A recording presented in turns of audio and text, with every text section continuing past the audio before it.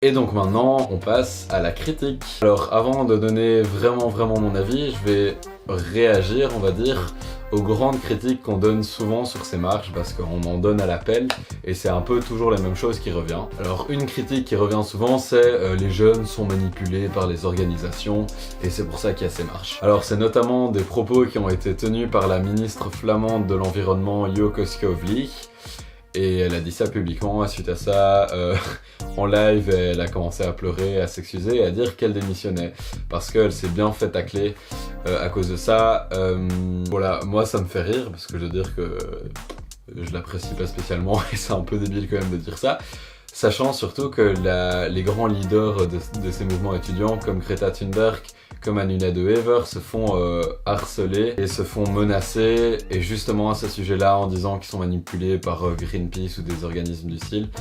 Donc voilà, je trouve que venant de la part du ministre, accuser comme ça publiquement, ça se fait pas trop, surtout sachant tous les problèmes qu'ont ces leaders de mouvement. Voilà, donc cette critique, je trouve ça débile. Alors pourquoi déjà, tous ceux qui avancent ça n'ont jamais eu une preuve. Il y a pas de preuve qui est sortie, qui a vraiment un lien fort entre par exemple Anuna de Wever et Greenpeace, parce qu'on cite souvent Greenpeace.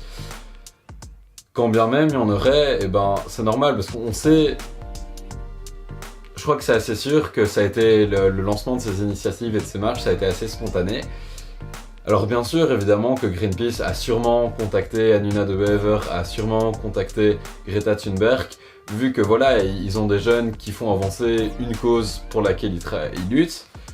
Et donc oui, ils vont proposer leur aide, et si vous regardez aux manifestations étudiantes, il y a des podiums, il y a des baffles, il y a des scènes parfois, et donc tout ça c'est financé par des organismes comme Greenpeace qui proposent leur aide. Donc bien sûr, il y a une interaction, bien sûr, Anuna de Wever est en contact avec Greenpeace, et d'un côté c'est bien, parce que ça permet d'avoir du financement pour les événements, ça permet d'avoir aussi parfois de l'aide un peu plus professionnelle et des gens qui ont l'habitude de ce genre d'événements. Maintenant, quand bien même les grands responsables des marches seraient manipulés, on va dire, par les organisations, il y a quand même 35 000 personnes derrière qui viennent à ces marches et qui viennent manifester, et je crois pas que les organisations envoient des mails et rencontrent ces 35 000 personnes qui viennent elles spontanément. Ces 35 000 personnes ne sont pas contactées par des associations. Donc ok, vous avez peut-être une personne qui a été attirée dans les filets de Greenpeace.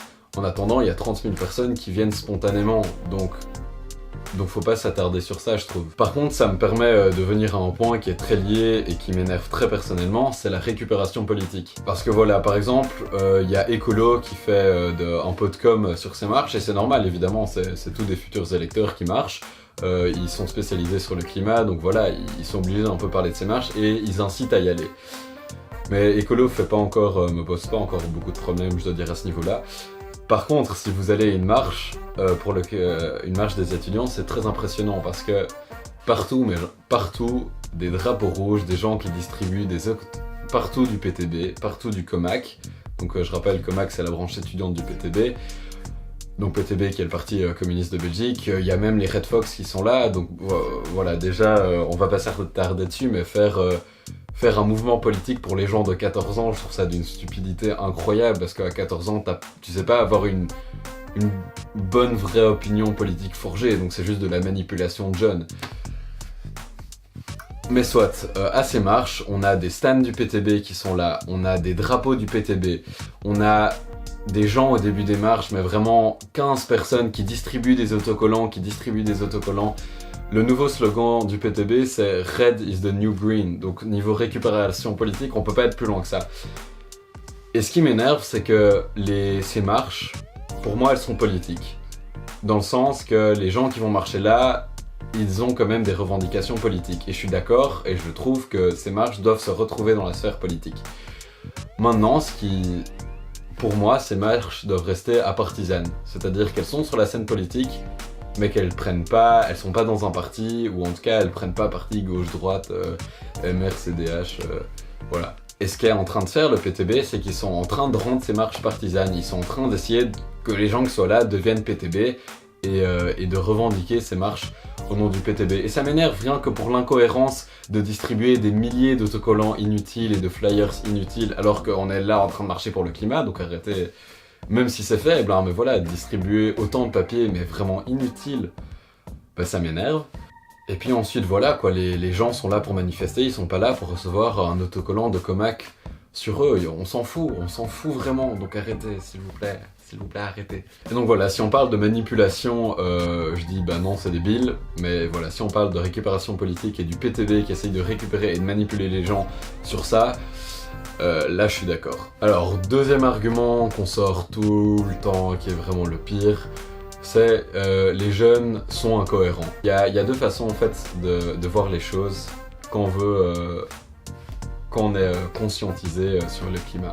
La première façon de voir, c'est que voilà, on est dans une société, dans un modèle, donc un modèle capitaliste, tout ce que vous voulez, qui impose la manière dont on doit vivre. Dans notre société, on doit être sur Facebook, on doit avoir un GSM, on doit aller faire ses courses au Carrefour, on doit prendre des produits qui sont emballés parce que c'est la norme, c'est comme ça, la société est faite pour que ça marche comme ça.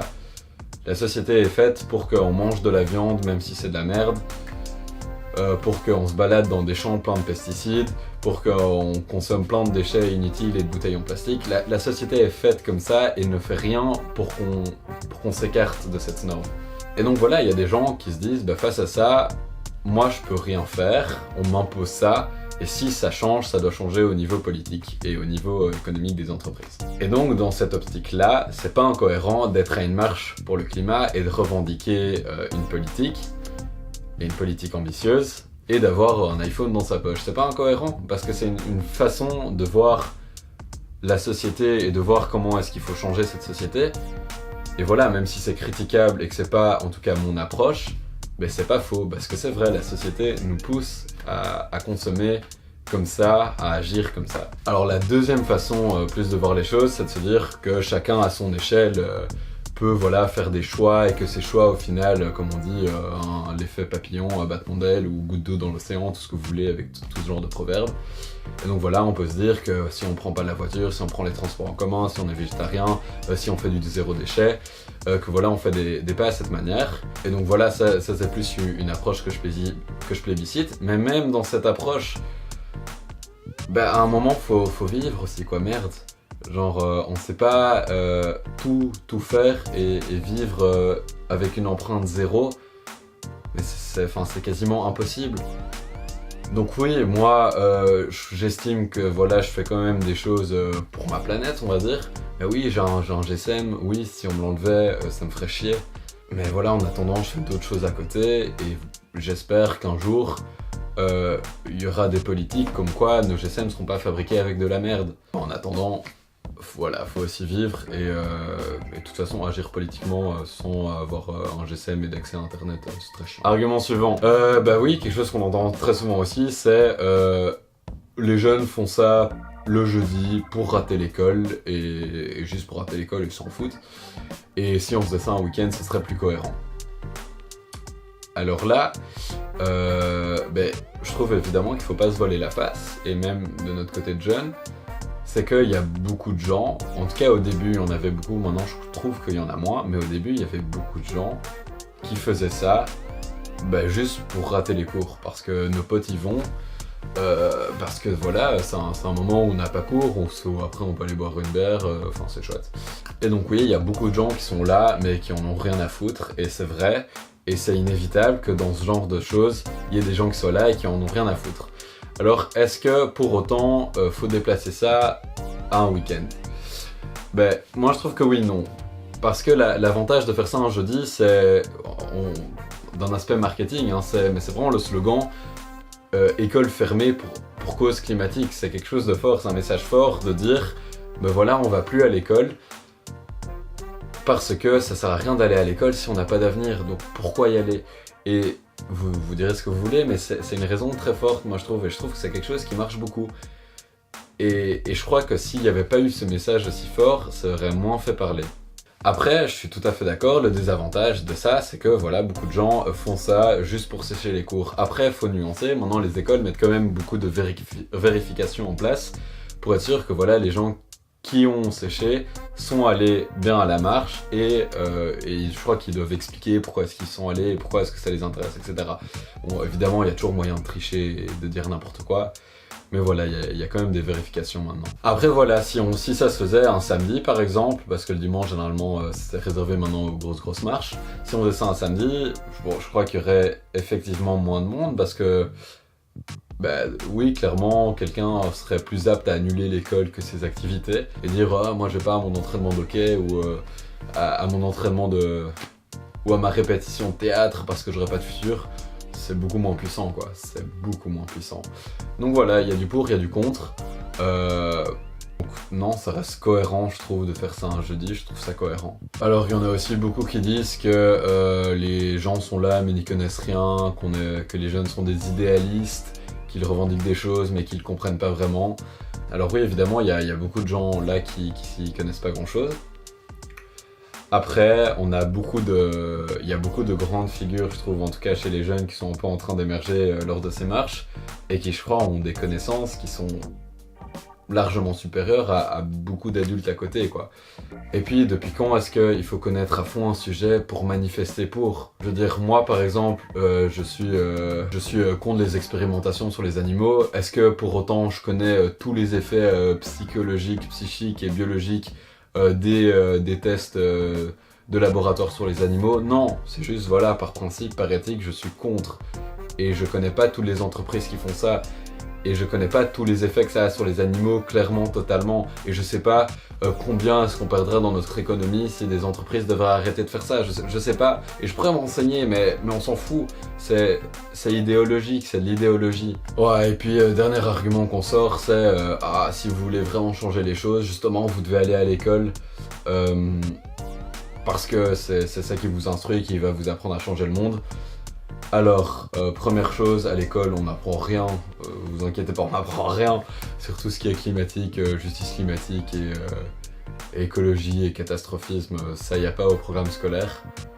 Donc non, on n'apprendra pas des choses sur ça là-bas.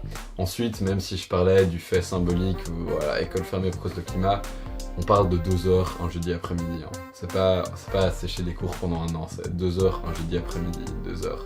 Donc on n'est pas en train de rater l'école, un truc de fou. On rate juste 2 heures.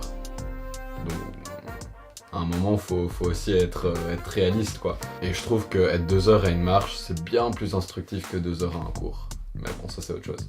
Voilà, ça c'était pour plus ou moins répondre aux arguments qui sont souvent donnés contre les marches. Maintenant voilà, moi j'ai un peu essayé de démonter ces arguments parce que je trouve qu'ils sont faciles et qu'ils sont pas intéressants. Maintenant, ça veut pas dire que je suis entièrement pour les marches, donc c'est maintenant que je vais plus nuancer mon propos. Et donc ces fameuses marches pour le climat, c'est vraiment un mouvement énorme. C'est-à-dire que, voilà, c'est sympa de se rassembler tous les jeudis, etc. et de rassembler 20 000 personnes, mais à un moment, il faut aussi avoir des revendications, il faut aussi avoir des ambitions politiques, il faut aussi à un moment proposer quelque chose et juste pas manifester comme ça. Et c'est là où survient le problème, justement, comment traduire les volontés de 25 000 personnes ou de 10 000 personnes, enfin soit de tous ces gens qui viennent à ces marches. Comment faire ça? Et bien pour l'instant, la solution qui est apportée, c'est la création de plein de groupes à tout va. Et vous l'avez sûrement remarqué quand j'ai présenté ça au début, c'est qu'il y a plein d'acteurs, il y a plein de gens derrière ces marches, de collectifs, qu'on s'en sort plus vraiment, et qu'à chaque fois, ça devient tous des petits groupes qui commencent du coup à avoir aussi des revendications différentes ou des revendications pas très claires et qui prétendent représenter les marches mais qui les représentent pas parce que tout le monde pense pas comme ça. Je prends notamment l'exemple de Génération Climat qui est un mouvement qui est ouvertement anticapitaliste et qui fait des événements sur ces marches et qui revendique aussi un peu ces marches. Mais pourtant, tous les gens qui vont là-bas sont pas anticapitalistes. Ils sont peut-être pour une justice climatique, mais ils sont pas anticapitalistes pour autant. Donc ça devient compliqué en fait. Et je sais pas, en tout cas je suis pas dedans, donc je sais pas si toutes ces organisations communiquent vraiment bien entre elles et se mettent d'accord sur des trucs. Mais à un moment il faut arrêter de créer plein de trucs et de revendiquer plein de trucs un peu partout. Parce que ça aura pas d'effet quoi au final. Un truc qui était assez intéressant pour un peu coordonner ça, c'était le grand débat climatique. On en a parlé un peu, mais maintenant on n'en parle plus, ou alors on va peut-être en parler, je dis de la merde. Mais ça c'était peut-être intéressant pour vraiment trouver des revendications et les trouver chez tout le monde. Mais voilà, c'est pas vraiment fait. Je sais pas si le gars qui faisait ça était coordonné avec les autres mouvements, mais c'est ça qu'il faut, parce qu'on s'y perd vraiment. Alors, autre chose, et c'est peut-être lié, c'est que je trouve que pour l'instant, même si on si on veut rester pacifique et dans une sorte de désobéissance civile, je trouve qu'on fait pas chier les gens, que les étudiants qui manifestent ne font pas chier les gens. C'est-à-dire que tous les jeudis midi, on sait maintenant voilà qu'il y a les marches, qu'ils font le trajet de là à là. Voilà, pour les gens midi, les métros circulent, la plupart des trams circulent, les bus, il y en a beaucoup qui circulent aussi. Les gens, ils vont juste, qui travaillent, ils vont manger à pied, donc ils s'en foutent et ils trouvent ça marrant de voir les gens, de voir les jeunes marcher. Et c'est pas chiant en fait. Si on prend un exemple des Gilets jaunes, je respecte ce mouvement, je parle pas mal d'eux, mais les Gilets jaunes, ils font chier les gens, parce qu'ils bloquent des trucs, ils font chier. Enfin, pas moi, moi je prends pas la voiture donc je m'en fous. Mais il y a beaucoup de gens, ils râlent dessus, ils les trouvent chiants. Ce qui fait qu'on est quand même obligé de les prendre un peu en compte. Tandis que nous, on n'est pas chiants, on fait rien. Et les gens sont plus admiratifs, ce qui est bien. Il faut être content qu'il y ait ce genre de mouvement, parce que voilà, certains disent que c'est historique, je sais pas si on irait jusque là, mais oui, il y a une part de trucs historiques dedans. Maintenant, ça dérange vraiment pas grand monde, quoi. Je trouve que ça dérange vraiment pas grand monde et qu'il manque d'action chiante. Que les jeunes fassent un truc chiant, quoi. Que les gens se disent putain, on en a marre, faut faire quelque chose. Voilà, autre truc, c'est que... Et j'ai pas de solution à ce problème. Donc voilà, je dis juste. En fait, vu que c'est des marches étudiantes et écolières, ça exclut beaucoup de gens, en fait. Parce qu'à chaque fois, à ces marches, ou en tout cas quand j'y suis allé, il y a aussi des adultes qui sont là. Et alors, soit il y en a qui osent s'aventurer dans le cortège des jeunes, soit ils sont sur les côtés, ils applaudissent ou ils ont un truc merci ou bravo ou quoi. Mais je crois que si les marches étaient ouvertes à tout le monde, on aurait plein de gens qui viendraient en plus. Et tous ces gens, déjà qui ont un peu peur de se mêler, ils se mêleraient. Et tous les gens qui se disent non, c'est pas pour moi, ils viendraient. Donc est-ce qu'il faut faire de rendre ces jeudis pour le climat, les rendre un peu plus universels, ce qui est aussi en soi le but de la marche du 15 mars. Est-ce qu'il faut faire un jour pour les travailleurs? Moi je trouvais ça fou, un jour où tous les gens, où le mardi après-midi, personne travaille, tout est fermé, tout le monde marche dans la rue, ce serait un truc fou aussi. Mais je sais pas, mais en tout cas je trouve qu'il y a ce côté qui exclut un peu les autres catégories de personnes et que c'est dommage parce que je crois qu'il y en a beaucoup qui voudraient venir marcher. Après, voilà, j'ai pas de solution parce que c'est vrai que le mouvement symbolique, nouveau, comme je disais, avec Colon Grève, tout ça, c'est important. Maintenant, voilà, est-ce qu'il faudrait pas un peu repenser ces marches étudiantes et les élargir? Peut-être. Voilà, peut-être un dernier truc, parce que je crois que j'ai déjà un peu tout dit maintenant, c'est le personnage de Greta Thunberg et peut-être le personnage d'Anuna de Wever. Je respecte beaucoup ces personnes. C'est deux personnes, en tout cas, qui sont importantes dans ce mouvement, qui sont symboliques, celles qui ont démarré.